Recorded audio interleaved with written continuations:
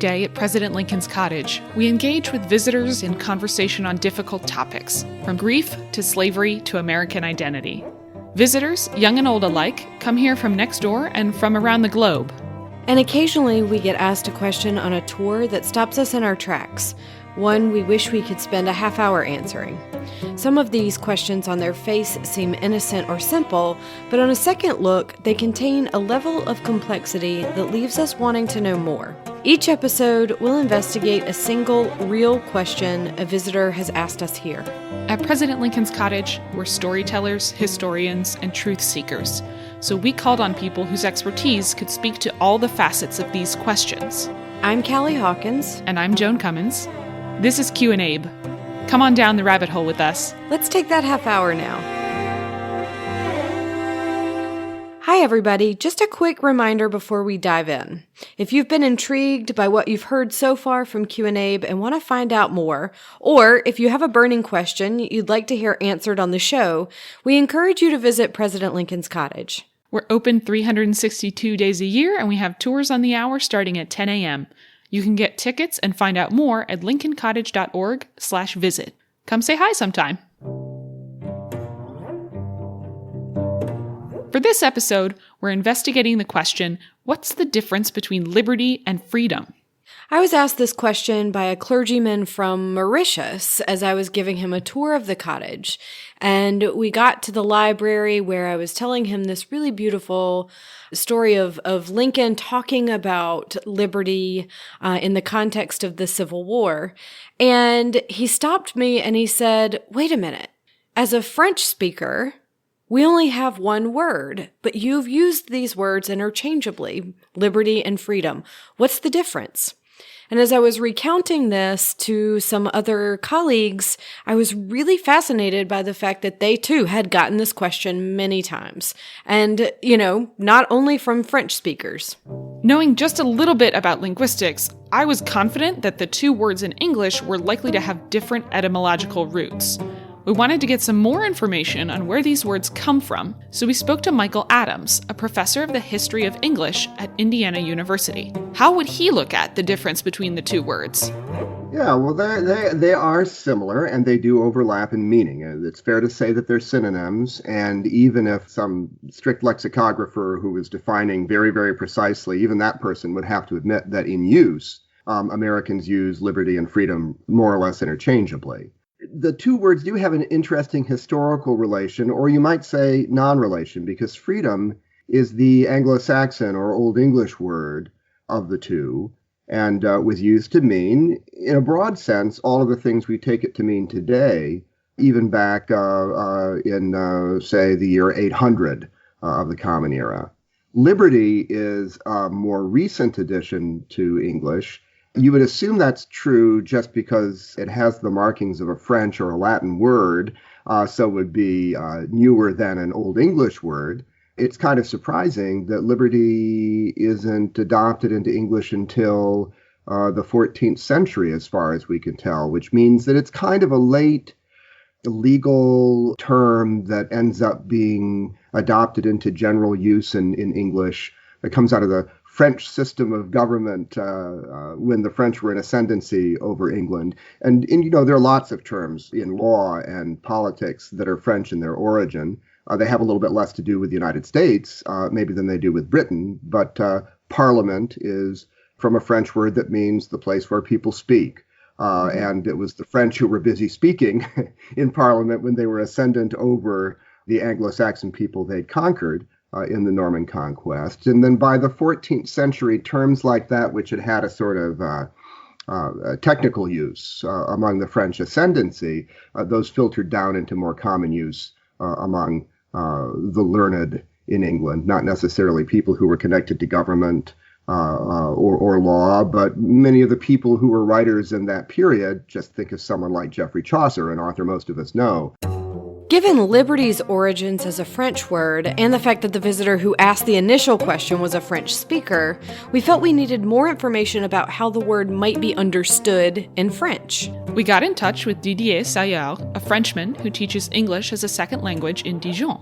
What does liberty mean in French? So liberté is basically the fact that people can do whatever they want, but within the law. And it's part of our national motto, liberty, equality, fraternity. And that dates back to the revolution, right? Yes, exactly. And that's when we also have a woman called Marianne, and she's the allegory of liberté. She's a woman and she has do you know a Phrygian cap? Do you know what it is? Yeah, it's like a kind of like a beanie almost. Exactly. With the what we call the French cocarde, with the three colors, blue, white, and red. And where does she show up? Like, where do you see her? Oh, everywhere. Like basically she's on stamps, busts, like especially in city halls, on statues, because you know that in France, like in about like most of our cities, we have Republic squares. So since she personifies the Republic, usually you have a pretty big statue. And she has a logo on all official mails from the government. So she appears in a lot of different places because she represents the Republic. And the Phrygian cap was worn. The origin it was worn by freed slaves in Greece and Rome. People when they went to the revolution, they decided that they were slaves to the king. So, and basically when the First Republic was proclaimed during the revolution, they started feeling free. And that's when Marianne appeared in French history. Didier's invocation of Marianne in her Phrygian cap struck me here because I was making a connection to the American experience. Both the French revolutionaries and the American revolutionaries described themselves as gaining freedom from their king and then founded new societies on principles of freedom, but neither abolished legal slavery. And in the U.S., our Statue of Freedom on top of the Capitol was originally designed to be wearing a Phrygian cap for similar reasons as Marianne's. They ultimately changed the design, though. But she's not the same as the Statue of Liberty in New York. We also asked Didier how he explains the difference between the two English words to his students. It's kind of hard because when you mentioned the question, I went to look into, I tried to look up the words in dictionaries, and it's pretty hard to figure out the difference between the two of them, because sometimes it's just like one word changing in the definition. So it's not really obvious. Like most of the time we tell them that you can only use them in specific expressions. For example, you don't say Statue of Freedom, and you can't say liberty of speech. Usually, we don't really go into details because I think it's pretty hard to see the difference, especially for French people. Michael agreed that you can't quite change one word out for the other whenever you like. I mean, they're interchangeable in a sense. They're not interchangeable grammatically all the time. You could say "give me freedom" or "give me death" if you wanted to. But it's much more difficult to talk about. We don't have any way of saying we're a liberty nation. We're a free nation, or we're a free people, or we're the land of the free and the home of the brave, but we're not the land of the liberty people, or something like that. We don't use liberty in that way grammatically. So there are distinctions like that, and I suppose that distributes the meanings of the two terms a little bit. But I think that in everyday conversation, they're pretty much the same. Where they're probably different is in their status as terms to talk about the political history of the United States, or Western democracy, or something like that. I think there still there's a distinction maintained where liberty is the primary and precise term for the things that we're seeking in our political lives. I thought it was really interesting what you said earlier, that part of the distinction between these two is grammatical, and that people don't say in English, we are the liberty people. Yeah. If you were to use an adjective, you would say we are the liberated people. Right. But that implies a past time in which you were previously enslaved. That's exactly right, or at least dominated politically by somebody else and your rights abridged by them in some act of tyranny. Yeah, that's exactly right. Freedom's a very everyday word, and liberty is not really an everyday word, but is more a term than Exactly. it is a word. That's what I was thinking, is that there's a certain formality to the word liberty, and everyday people might deploy it, but they would deploy it in situations that are more formal or more explicitly connected to politics. Like you wouldn't ask your friend, "Are you at liberty tonight?" And you know, historically you could. That's the interesting thing. I mean, that meaning is in English. We just don't use it that way nowadays, but we also have never used it as much in American English as the English in England have used it in their speech. We could say, you know, thinking about your point about formality, we could say, I could say to my class, actually, you're free to leave when you want to. I'd be very unlikely to say, because of the formality you mentioned, you are all at liberty to leave the room unrestrained. Yeah, at that point, it sounds like you're mad at them. You know, behavior. Yeah, exactly. The moment you start talking about liberty, you've raised the level of discourse. Yeah, because I was just thinking like, oh, you know, I would definitely, though, say I'm not at liberty to discuss it. Like if there was something I really didn't want to talk about. That's interesting that you would say it that way, because I would probably say to anybody I wasn't trying to be very formal with, or if I would probably say I'm not free to talk about that. However, I can imagine that if a lawyer were asking me that in a deposition, that I might say, I'm not at liberty to talk about that, because I am talking not just about the freedom of my behavior, but about being restrained by some authority, some civil authority, because there are legitimate constraints on me. And that's, you know, that is a difference, I think, semantically between the two words. Where did this additional formality for liberty come from? Michael told us about how the two words developed differently as America was separating from Britain, specifically in a political and philosophical context.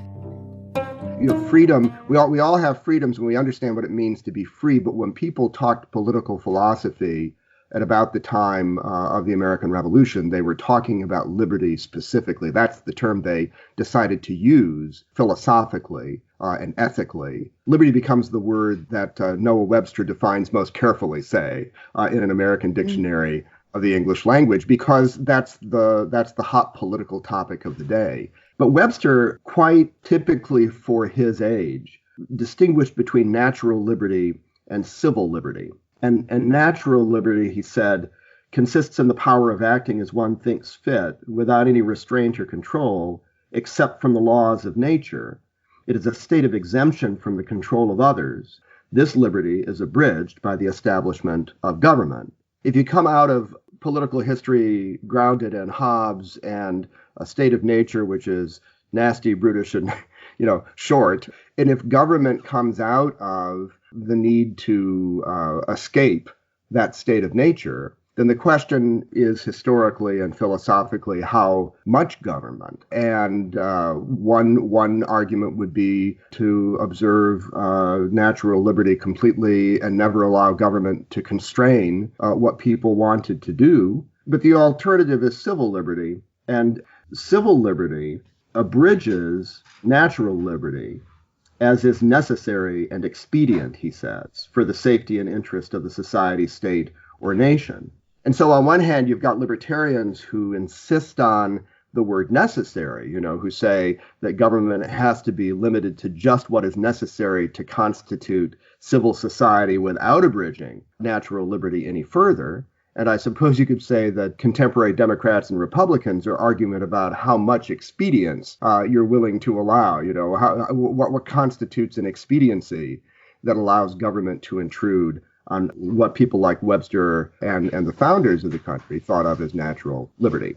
And the revolutionary founders were so well schooled in those arguments, the political philosophical arguments from Locke and the economic arguments from Adam Smith, but Blackstone's commentaries and such, they all knew all about this. And and in making, coming up with an innovative political system in America, they had to take the terms they were given, but distribute meanings among those terms in ways that made sense at that moment in American political history, something that separated it from the political history of the United Kingdom.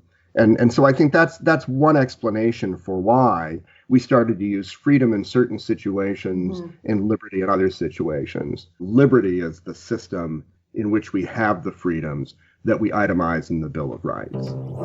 Sometimes I forget how innovative the American political system was right there when it first got started. I always have a follow-up question, though, which is, how did the principles become real on the ground? That's the reason the blessings of liberty in the Constitution needed additions like the Bill of Rights, which itemizes rights including freedom of speech. It's also the question Lincoln was working on here at the cottage. Sometimes I feel like Americans kind of talk a big game about freedom. What do you think about whether we're living up to it or not? Ooh, that's a question I like to ask visitors all the time on tours, and it's really fascinating. Well, actually, I'll ask them, do you think that we, have a common definition for the word liberty, meaning also freedom? And it's really fascinating because, it's usually split down the middle. And it's interesting and kind of fun to tease out where people disagree and sort of what that comes down to. It leads to some of my favorite conversations I've ever had here at the cottage. Have you ever asked people that? I don't think I've ever asked people, specifically using the phrase talk a big game, but I do like to ask people when I'm leading a tour about whether they think America is living up to its principles. And it's interesting because sometimes you get people who are like, psh, not right now, or not as much as we were when Lincoln was around. But I've also had visitors who are like, absolutely, 100%. My favorite thing about it is that we're not, but we're sure trying to, Yeah, and always my favorite thing that comes out of this conversation when I talk about it with visitors is invariably we end up in this place where it's like, all right, well, what's the goal? And somebody will say, well, the goal is a more perfect union. It's not a perfect union. It's a more perfect. And so, what does that actually mean? And where does that leave us? Yeah. I was also curious about how folks from other countries think about how Americans talk about freedom.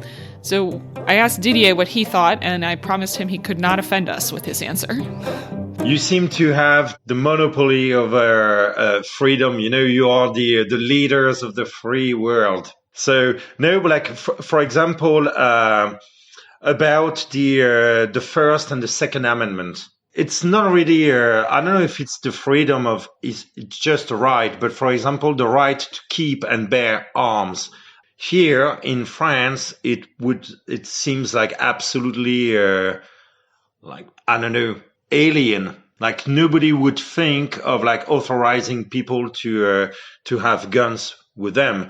And, for example, the First Amendment, you can have demonstration of, for example, groups like the Ku Klux Klan would be absolutely outlaws in France. They could not exist. They exist, but they are more underground movements.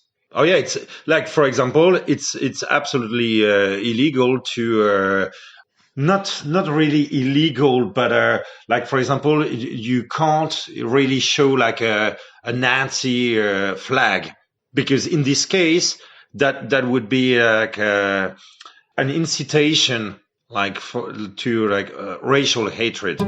I found that super interesting because that charge of incitement, that your speech would cause other people to riot and become violent, and therefore you shouldn't be allowed to have that speech, was exactly the reason given to arrest American suffragists as they were advocating for women's right to vote outside the White House. And I think that's the question. When do you stop someone for exercising their speech because you believe it's bad? And when do you abridge liberties to protect people, and protect them from what? We wanted to know more about how the words and the choices between them might affect modern legal understandings about people's freedom. We spoke with Ambassador Louis cdeBaca, a fellow at the Gilder Lehrman Center for the Study of Slavery Resistance and Abolition, and formerly of the State Department's Office of Trafficking in Persons. He had a quick anecdote right at the top about the Norman Conquest and the doubling up of the words liberty and freedom. So one of the things that's interesting about the concepts of liberty and freedom is that, like so many things in British law, these are unitary concepts that people have tried to make into different concepts because they're different words. And there are a number of different places in English law that has that, and it's because of 1066. You basically have a Norman upper class taking over England, imposing a new legal system. But also you have a huge problem of bilingualism. And so you've got the Anglo-Saxon ruled, who are still speaking Anglo-Saxon or Old English or Old British.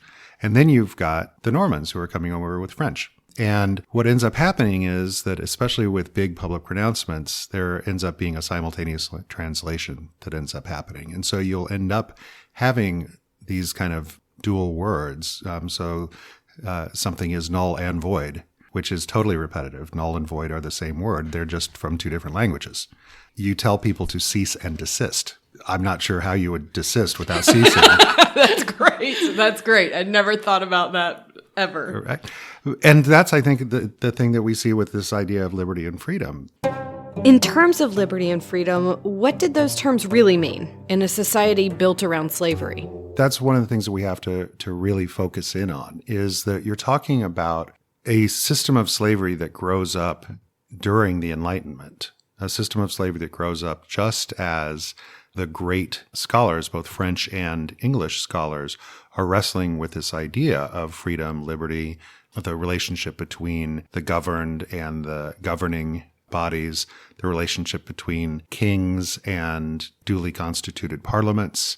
All of those things are being contested in England, especially with the English Civil War, at the same time that laws here in the colonies are basically saying that a class of people are not only not capable of being citizens, but are not necessarily even going to be seen as people. And so this exempting out, kind of right at the same time that you've got the growth of Parliament as a counterbalance to the monarchy, ends up being kind of one of those inherent contradictions in the United States. And I think that's the thing, is that anybody that looks at the United States historically has to be able to understand and celebrate our contradictions. We are a country that is born of our contradictions. And to me, that's our strength. But, I think that what we see is how can you end up squaring that circle? And I think it really comes back to this idea that you end up having to exempt large swaths of folks from this new concept of citizenship. And in the English system, then you end up, basically not only having men who are property owners, but here in the United States, in some ways, in order to prevent alliances being made between white and non-white populations, there ends up being that favoring of white men.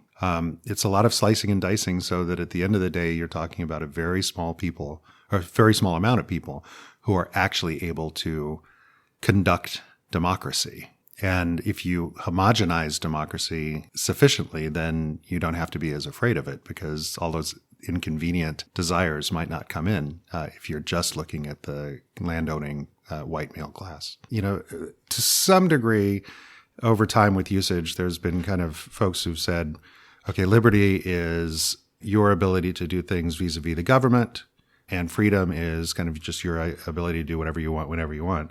But Patrick Henry could have easily have said, give me freedom or give me death. But I think the fact that they were arguing against the power of the monarchy, there's this kind of instinctive use of the word liberty as being something that is for people vis-a-vis their government. Now, the problem is, if you've got an entire class of people who you've said are not vis-a-vis any government, if you've basically outsourced criminal justice and other administrative functions over the lives of the entire African enslaved population to the people who you say own them, you've exempted them from not just doing what citizens do in a polity, but from doing what people do in a society. And so the idea by the early 1700s that black folks would be able to go to the local sheriff to deal with an assault like anyone else should be able to. That wasn't happening. Your owner ended up being the one who had, almost like a feudal lord 400 years earlier in England, who had total control over crime and punishment on the plantation, who's marrying whom, etc. Those things end up, I think, showing us that this idea of freedom from the state, or liberty, is way up there on the Malthusian hierarchy needs for the enslaved people. They needed freedom in the first instance, which is not being owned. Lou also added a third word into the mix, emancipation. What's interesting is the other legal use of the word emancipation is not, kind of class-based. It's not saying everybody who was enslaved now is suddenly no longer enslaved. What it is used for now, I think, gives us a hint as to how slavery under chattel slave systems in the British and American traditions ended up working, which is that almost like in Roman slavery, the slaveholder stands not just in the shoes of the state, but they end up standing in the shoes of the father. Because emancipation now in American law is typically something you go to the court to petition for when you are being released from your relationship with your parents. One could probably also describe being released from a foster situation or being released from the custody of the state. But when you think about that as then, that's the term for the abolition happens by emancipation, right? So it's not the abolition proclamation. Right. It's the Emancipation Proclamation. And it's basically saying we're releasing you from this idea that you are not capable of personhood. This made me think of something we'd spoken to Didier about, the French expression esclave affranchi, meaning freed slave. The adjective affranchi there in English means something closer to enfranchised, as in given citizenship. And in the US, even the legal rights given by emancipation under the 13th Amendment didn't include full citizenship for Black Americans. That project would take additional work during Reconstruction. The 13th Amendment is still used today to prosecute traffickers and enslavers. But in the field of anti-trafficking, do activists use the word freedom or liberty? I think people tend to talk more about freedom. I think that typically liberty, were it to be invoked more, I think that it would end up being something that would be discussed vis-a-vis the Chinese, vis-a-vis the North Koreans, etc. Liberty is such a fancy word. Not all advocates against trafficking, however, come at the word freedom from the same perspective.